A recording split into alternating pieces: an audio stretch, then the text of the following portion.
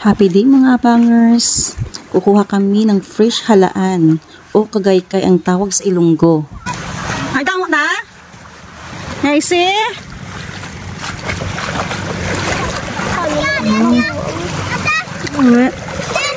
Kagaykay, dagko. Wala linday? Wala kadalim siguro ang kwan.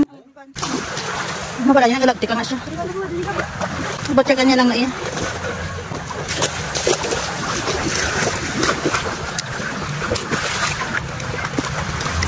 Sa kanto, Bi.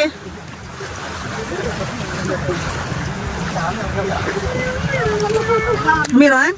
Usi? Ah? More na? Damo na. Ito ang tamang pagkuha ng kagaykay.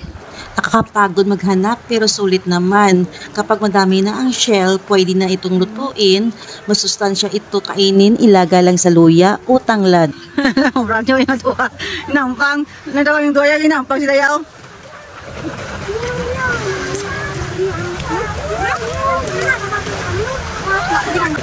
Meron na. Magaggo ba? Mahal yan. Kita ka? Good job. Yummy yan. Abangan ang part 2 mga abangers. Don't forget like and share.